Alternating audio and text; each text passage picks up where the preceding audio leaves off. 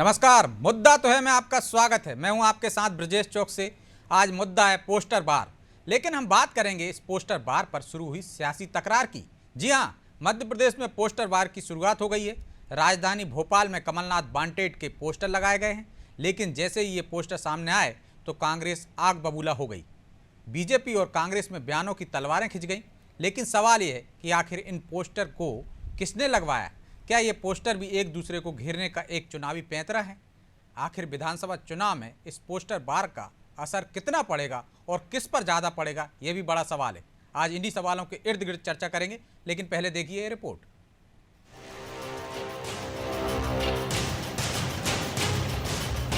एक भी भ्रष्टाचार का आरोप मेरे 47 साल जीवन में मेरे ऊपर नहीं लगा। किसी पर इस प्रकार के टैग लगना, इसका अर्थ है कि आप करप्ट ना थे। फटा पोस्टर निकला जीरो, कमोबेश वही है जो सामने आता जा रहा है।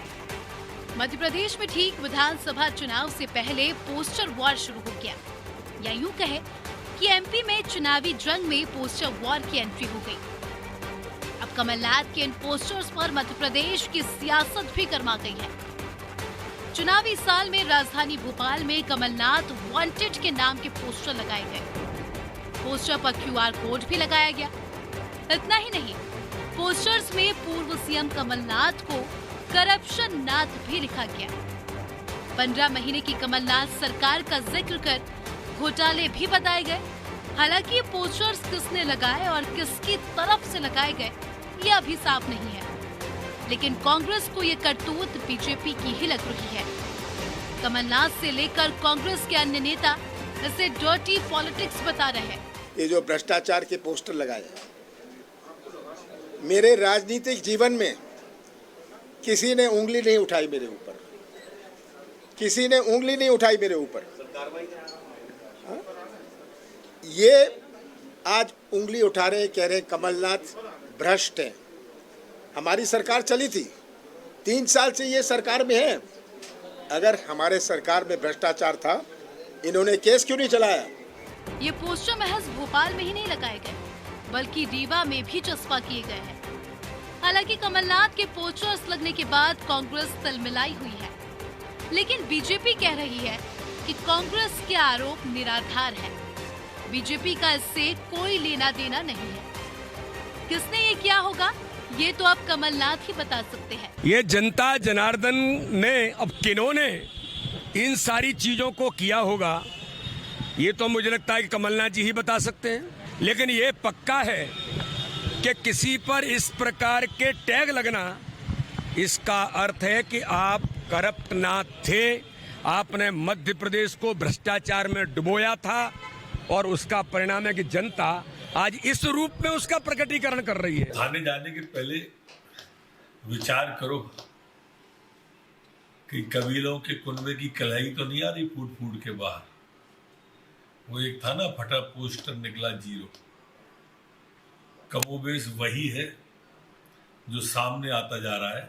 इसलिए विचार करें कांग्रेस के मित्र थाने जाने के पहले, कोई आस्तीन का सांप तो नहीं। कर्नाटक में कांग्रेस ने चुनाव के वक्त कुछ ऐसे ही पोस्टर लगाए थे, जिसको लेकर वहां भी जमकर सियासी तूफान उठा था।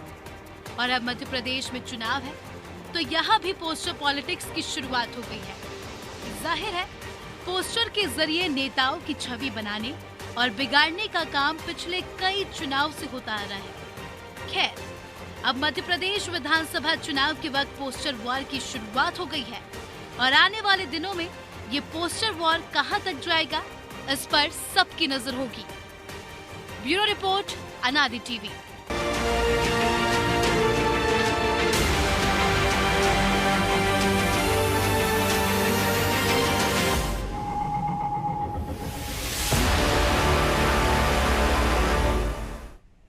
तो इसी पोस्टर बार पर अपना पक्ष रखने के लिए हमारे साथ मौजूद हैं अमित तांवरे, कांग्रेस प्रवक्ता हैं, डॉक्टर ब्रजेश पांडे, बीजेपी प्रवक्ता हैं, और सूर्यकांत चतुर्वेदी, वरिष्ठ पत्रकार। तीनों मेहमानों का बहुत बहुत स्वागत है। पांडे जी, शुरुआत आपसे ही करते हैं। बीडी शर्मा जी कह रहे हैं जनता ने जो टैग दिया है, हमने पोस्टर नहीं लगाए। मतलब जनता को पता है कि कमलनाथ के कार्यकाल में भ्रष्टाचार हुआ था, लेकिन सरकार को 3 साल में पता नहीं चला। कमलनाथ जी कह रहे हैं 15 माह में हमने कोई भ्रष्टाचार किया होता तो आप 3 साल में कार्रवाई कर देते। बीडी शर्मा भी कह रहे हैं करप्ट नाथ हैं, लेकिन सरकार ने कार्रवाई कुछ नहीं की। देखिए, मुझसे साहब बड़ी स्पष्ट बात है। एक बड़े शायर ने कहा है कि हमें तो भक्तों ने लूटा, इसको में क्या दम था कि एक डूबी जहाँ पानी बहुत कम था। कमलनाथ जी के खिलाफ किसने पोस्टर लगाया? कमलनाथ जी के ऊपर, कमलनाथ जी को लेकर किसने पोस्टर लगाया, किसने नहीं लगाया? ये हमारे लिए ये उनके लिए महत्वपूर्ण बात है, ये उनके लिए अन्वेषण का विषय है, क्योंकि भारतीय जनता पार्टी कभी डर्टी पॉलिटिक्स में विश्वास नहीं करती। वो नीतियों पे, सिद्धांतों पे, अपने लगातार चौथी बार सरकार बनने के बाद मध्य प्रदेश के अंदर किए गए कार्यों पर विश्वास करती है और उसे पता है कि जनता इन कार्यों का मूल्यांकन करती है। उनके 18 महीने के कार्यकाल में उनके अंदर कितनी गुटबाजी थी। अरुण यादव जी जिस तरह से, जिनको टिकट नहीं मिली थी राज्यसभा की, उन्होंने किस तरह की बात उन पर किया था कि हम फसल बोते हैं, काटने कोई और आ जाता है। अजय सिंह राहुल का अपना दर्द था, सज्जन सिंह वर्मा जी के अपने, सबके अपनी कहीं न कहीं पीड़ाएं थी। लोगों ने यहाँ तक कहा कमलनाथ जी गोडसे की विचारधारा को कांग्रेस में एंट्री दे रहे हैं। गांधी की विचारधारा कमलनाथ जी के आने के बाद पूरी तरह से दफन हो चुकी है। बहुत सी बातें हैं, इनसे आप अच्छी तरीके से रूबरू हैं। उनकी घर की लंका को किसने जलाया, कौन जलाने का प्रयास कर रहा है, ये कमलनाथ जी को देखना पड़ेगा अपनी पार्टी के अंदर।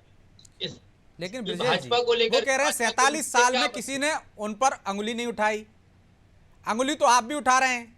खुद बीडी शर्मा कह रहे हैं करप्ट नाथ हैं वो, 15 माह में भ्रष्टाचार किया उन्होंने। तो सवाल तो वाजिब है ना उनका कि 3 साल में आप कार्रवाई कर देते, एक भी मामले पर, एक भी भ्रष्टाचार का मामला उजागर करते और कार्रवाई कर देते। लेकिन सिर्फ आरोप लगा रहे हैं आप भी। मान लिया आपने पोस्टर नहीं लगाया, लेकिन आरोप तो आप भी लगा रहे हैं। जो चीज पोस्टर में लिखी है वही मध्य प्रदेश के भारतीय जनता पार्टी के आदरणीय अध्यक्ष बीडी शर्मा जी ने कहा है। करप्शन नाथ पोस्टर में लिखा है, उन्होंने इस चीज को रिपीट कर दिया। अब भाजपा का अपनी ओर से ऐसा कोई आरोप नहीं कमलनाथ जी ने क्या किया क्या नहीं किया, ये तो जनता तय करेगी। मध्य प्रदेश के 8.5 करोड़ की जनता के 18 महीने के कार्यकाल में जिस तरह से उन्होंने बल्ला भवन को दलालों का अड्डा बना दिया था, जिस तरह से तबादले प्रमोशन को लेकर के मध्य प्रदेश के अंदर एक नई मदद लिखी जाने लगी थी, जिस तरह से लोगों का, जिससे पार्टी के कार्यकर्ताओं का, जो जमीनी स्तर के कांग्रेस के कार्यकर्ता थे, उनका जनता से मुंह भंग हो गया था। कमलनाथ ने जितनी बातें किया था, जितने वचन पत्र में बातें किया था, उसका 1% इम्प्लीमेंटेशन नहीं किया था। यहाँ तक कि जो बातें जिनसे लेकर के महिलाओं को, युवाओं को लेकर के उन्होंने अपने घोषणा पत्र में लिया था, वचन पत्र में, उसको भी क्रियान्वित नहीं हुई। जनता त्राही मच चुकी, वो अपने विधायकों को संभाल नहीं सके। उनकी नाक के नीचे 22 विधायक भारतीय जनता पार्टी में आ गए। ये सब उनकी फेल्यूर है। इसमें भाजपा का क्या रोल है? आप खुद आंकलन करें। इसमें ना पोस्टर में कोई रोल है, ना सरकार गिरने में भाजपा का रोल है। अमित जी, वो तो कह रहे हैं कि अंतरकल है।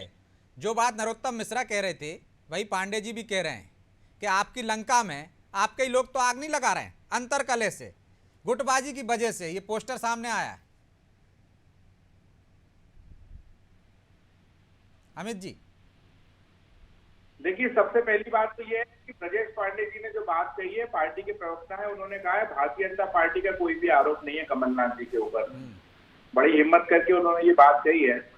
और ब्रजेश भाई, भारतीय जनता पार्टी का इतिहास जानने के लिए हमको थोड़ा सा और पहले जाना पड़ेगा। कभी भी ये लोग सीधी लड़ाई इन्होंने कभी नहीं लड़ी है। 1924 में आरएसएस की स्थापना हुई और हमेशा आज तक आरएसएस के पीछे रह के ये लोग लड़ाइयां करते रहे।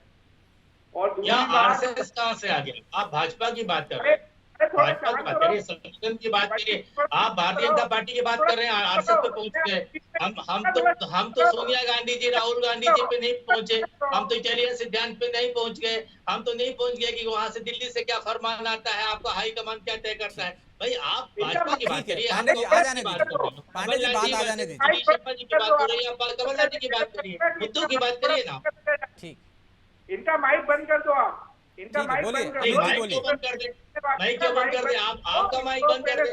पांडे जी उनकी बात आ जाने दीजिए। ठीक है, आपने आपत्ति दर्ज करा दी, आगे की बात आ जाने दीजिए। आपके पास कोई एविडेंस हो आप रखिए।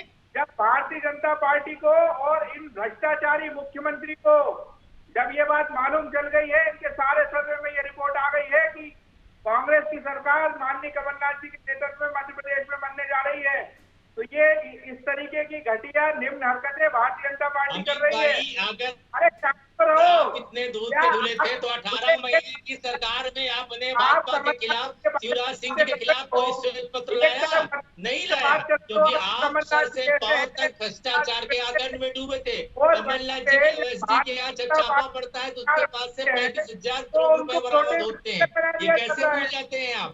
भ्रष्टाचार का आईना दिखाने वाले लोग खुद भ्रष्टाचार के कुंड बन चुके थे, भ्रष्टाचार में समाविष्ट हो चुके थे, वो लोग ऐसी बातें करते हैं। अरे सूप बोले तो बोले अमित भाई, चटनी क्या बोले, मैं आपके पास ही आ रहा हूँ पांडे जी, आप जवाब दे दीजिएगा प्लीज। आप भ्रष्टाचार की बातें करते हो जिस पर भाजपा पार्टी पर वोट का घोटाला हो, जिस पार्टी के जवाहरलाल नेहरू की जमीन का घोटाला, जिस पार्टी के घोटालों की आरोप लगे रहे हो, नरसिंह राव की सरकार रही हो, मनमोहन सिंह की सरकार रही हो, यूपी पांडे जी प्लीज,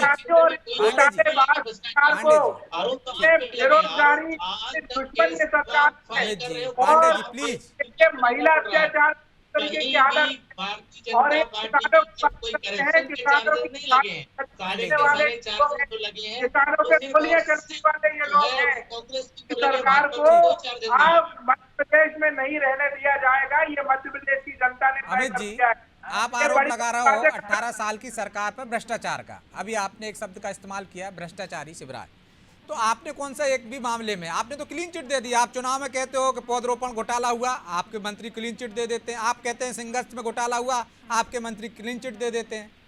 तो आरोप तो आप भी लगा रहे हैं ना, लेकिन आपने भी कोई एक मामला ऐसा नहीं लाया सामने। जितने भी मामले आपने विधानसभा चुनाव से पहले उठाए थे सब में क्लीन चिट दे दी थी। अमित जी अब 225 का आंकड़ा ले आए आप। मेरा आपसे निवेदन है, मैं कांग्रेस का एक छोटा सा प्रवक्ता हूं, तो बहुत सभ्य तरीके से बहस करता हूं मैं।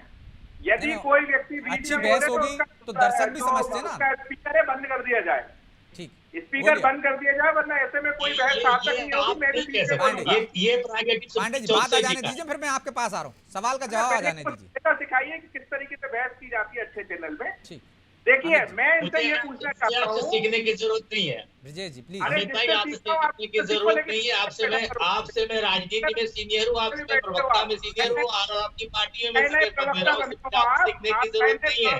आपसे टैलेंट सर्च पे तो एक नंबर लेके मैं पास हुआ था, इसलिए आपसे मुझे सीखने की जरूरत नहीं है। आप अपने पक्ष रखो ना, आप क्या कहना चाहते हो? पांडे जी अभी आप नए प्रवक्ता बने हो, बहुत आगे जाओगे आप, इसलिए सीखो कैसे मुझे आपसे सीधे बहस मत कीजिए अमित जी, पॉइंट पे आ जाइए, मुद्दे पर आ जाइए प्लीज। आप मुद्दे पर आ जाइए तो बहस होगी नहीं ना अमित जी।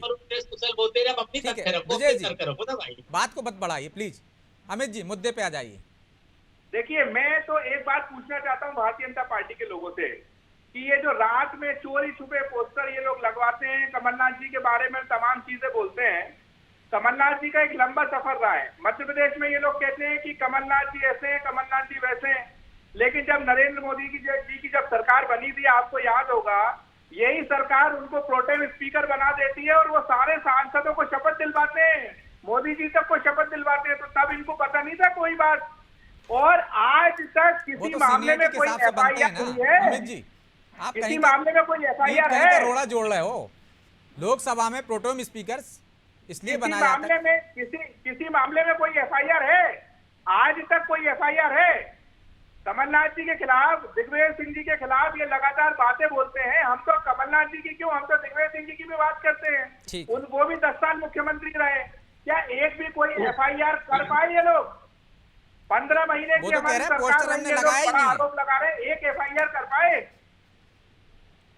वही तो मैं कह रहा हूं अमित जी, आपने सवाल का जवाब नहीं दिया। सिंगर्स घोटाले का आरोप आपने लगाया 2018 चुनाव से पहले, आपने पौधरोपण घोटाले का आरोप लगाया, आपने घोटालों की लिस्ट बनाई, अब 225 घोटाले बता रहे हैं आप, लेकिन आपके ही आपके मंत्रियों ने ही विधानसभा में क्लीन चिट दे दी सारे मामलों।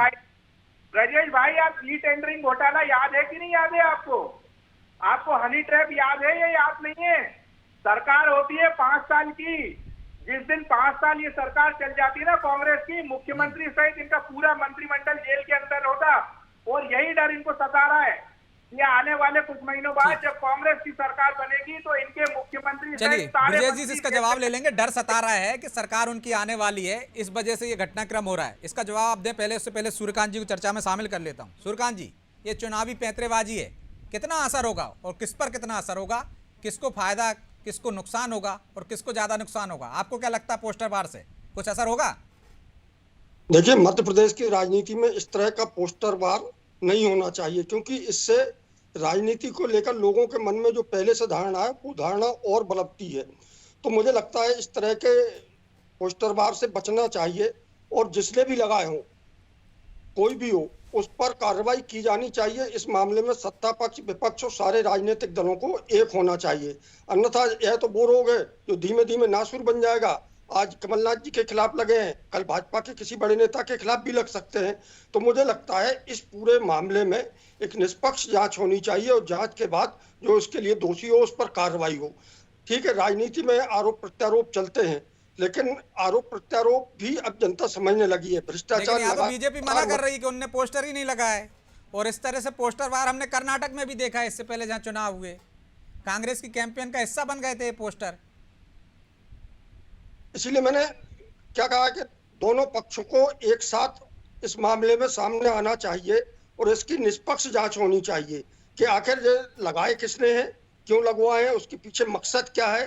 देखिए, लोगों की अपनी अपनी मन में धारणा, लोग अपने अपने हिसाब से सोचते हैं, लेकिन यह तो तय है कि जिसने भी लगाए हैं वो कमलनाथ जी की छवि को धूमिल करने के लिए लगाए हैं, क्योंकि कमलनाथ जी कांग्रेस का एक चेहरा है, और इस चुनाव में कांग्रेस मध्य प्रदेश में कमलनाथ जी के चेहरे को आगे रखकर चुनाव में उतरना चाहती है। तो छवि धूमिल करने का प्रयास निश्चित रूप से किया गया है। आपको याद हो, मध्य प्रदेश में पिछले करीब एक दशक में पोस्टर वार की छोड़ दीजिए, कई अफसरों को लेकर, कई राजनेताओं को लेकर पर्चेबाजी भी खूब हुई है, लेकिन उन पर्चेबाजी के बाद क्या हुआ? कुछ नहीं हुआ। तो मुझे लगता है कि इस तरह की चीजों से बचा जाना चाहिए, खासतौर पर जब राजनीति में कोई व्यक्ति होता है तो उसे चाहिए कि इस तरह की चीजें ना उसके खिलाफ हो, ना उसके विपक्ष के नेता के खिलाफ हो। तो सत्ता पक्ष और विपक्ष दोनों तो को ब्रजेश जी, इस तरह की चीजों से बचना चाहिए। हालांकि आप कह सकते हो कि हमने तो लगाया ही नहीं है, लेकिन इसकी जांच होना चाहिए, सूर्यकांत जी कह रहे हैं। और जो अमित जी ने सवाल उठाया है कि डर रही हैं, इसलिए इस तरह के हथकंडे अपना रहे हैं, डर्टी पॉलिटिक्स कर रहे हैं। बड़ी स्पष्ट बात है, भारतीय जनता पार्टी को न कमलनाथ जी से कोई डर है, न दिग्विजय सिंह से डर है, न किसी नेताओं से डर है, क्योंकि राजनीतिक पार्टी है, राजनीतिक पार्टी के अपने विचार है, अपनी विचारधाराएं हैं। ये कोई खंजर की लड़ाई नहीं है, ये कोई जमीन की लड़ाई नहीं कि इसमें किसी से कोई डर है। रहा सवाल कमलनाथ जी ने जिस तरह का उनका वाइट चल रहा था कि उन्हें राजनीतिक जीवन में अब तक के कोई भी आरोप नहीं लगे, तो शायद वो भूल जाते हैं कि उनका नाम हवाला कांड में आया था। शायद वो ये भी भूल जाते हैं कि सिख नरसंहार में उनके खिलाफ एसआईटी ने जांच के आदेश दिए थे, जो गुरुद्वारा रकाबगंज में घटना हुई थी, सस्पेक्टेड बनाए गए थे आईपीसी की धारा 85 के तहत। बहुत सारी ऐसी बातें हैं जिससे भाजपा को लेने देने नहीं है। लेकिन सबसे बड़ी बात यह है, सूर्यकांत जी ने एक आगे चल के बात किया, कोई भी राजनीतिक दल की अपनी पार्टी के साथ प्रतिबद्धता होती है, लेकिन कोई किसी के खिलाफ पोस्टरबाजी करे, ये अच्छी बातें नहीं होती है। राजनीतिक शिक्षा के मापदंड में ये बातें नहीं होती हैं। आपको जो कहना है, आपके अपने एथिक्स है, आपकी अपनी मोरलिटीज है, आप अपनी बातें करें, आप अपनी पार्टी के नीति सिद्धांतों पर चर्चा करें। पोस्टरबाज किसी भी पार्टी के लिए, किसी भी दल के लिए अच्छे नहीं है। और हम समझते हैं कि बतौर भाजपा प्रवक्ता मैं भी ये कहना चाहूंगा, चाहे वो कांग्रेस हो चाहे भाजपा हो, कि डर्टी पॉलिटिक्स से दूर होकर राजनीति करना चाहिए। तब हम मध्य प्रदेश के 8.5 करोड़ जनता को बता सकेंगे कि हमारे ये एथिक्स है, हमारे ये थॉट्स हैं, हमारी ये आइडियोलॉजी है, और हमने ये कार्य जनता के लिए किया है। आदरणीय शिवराज सिंह चौहान जी ने, चाहे वो लाडली बहना योजना हो, चाहे लाडली बहनों की बात हो, लक्ष्मी की बात हो, सभी योजनाओं को क्रियान्वित किया है। बहुत सारी ऐसी बातें हैं, हम उनको बताएंगे। हम इस तरह की डर्टी पॉलिटिक्स नहीं करना चाहेंगे। ठीक है, तो अमित जी वो तो कह रहे हैं हम भी इस तरह की पॉलिटिक्स नहीं करना चाहते, और दाग तो पहले से भी लगे हुए हैं कमलनाथ जी की, जो कह रहे हैं कि 45-47 साल में एक भी दाग नहीं लगा। अरे किसी के कहने से क्या होता है, मुझे बताइए। जिन मामलों की इन्होंने बात करी है, अटल जी की जब सरकार थी, भारतीय जनता पार्टी की जब सरकार थी, उस टाइम आयोग बनाया था, और उस आयोग ने क्लीन चिट दी थी। इन्होंने जिन जिन बातों का जिक्र किया है, उनमें सारे मामलों में सीडी कमलनाथ कहते थे मेरे पास है, फिर उन्होंने क्यों नहीं ट्रेपांड की सीधी सार्वजनिक नहीं किया? 17 बार बयान बदला। बोले, कभी बोलते थे मेरे पास है, कभी बोले मुझे अधिकारियों ने दिखाया है, कभी बोले इसका नाम है, कभी बोले उसका नाम है। 18 पहले की बात क्यों बदल जाते हो? 5 दिन पहले तो बात करी है, उस बात का जवाब दो। जनता के सामने नहीं ला सकता है तो काहे का राजपाट? राज सत्ता में रहने वाले व्यक्ति को राजधर्म पहले निभाना आना चाहिए। तो माफी मांग लो पहले। जल्दी 5 मिनट में पलट जाते हो। अभी जिन बातों का जिक्र करा पहले उसकी तो माफी मांग लो। उन्होंने शिद्दत के साथ, ईमानदारी के साथ 5 मिनट में भूल जाते हो आप तो बातें। निभाया है। आपके तो 5 मिनट पहले बातें किए, उन बातों का तो क्लियर कर लो। जिन बातों को लेकर आरोप लगाते थे उसकी माफी तो मांग लो कि हाँ मैंने 5 मिनट पहले गलत बात की है और कमलनाथ जी को आप बताइए, आप क्या इस बात के पक्षधर हैं कि मध्य प्रदेश के अंदर डर्टी पॉलिटिक्स होनी चाहिए?